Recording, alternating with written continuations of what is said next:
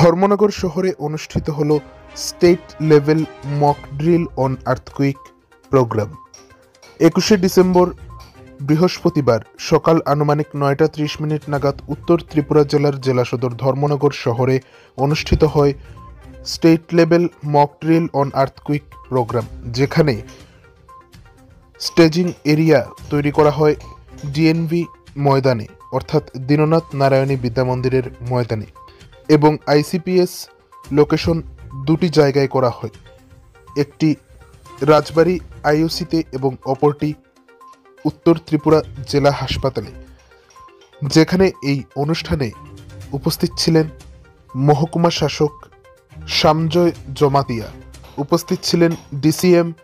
Genius Debbarma, এছাড়াও উপস্থিত ছিলেন ইনসিডেন্ট কমান্ডার পি মগ অমরচন্দ বিশ্বাস সহ বিভিন্ন দপ্তরের আধিকারিকগণ। মূলত ভূমিকম্প হলে কিভাবে আমরা তা থেকে নিজেদের বাঁচাতে পারি এবং কি কি উপায় আমরা অবলম্বন করতে পারি এবং কি কি পদ্ধতি আমরা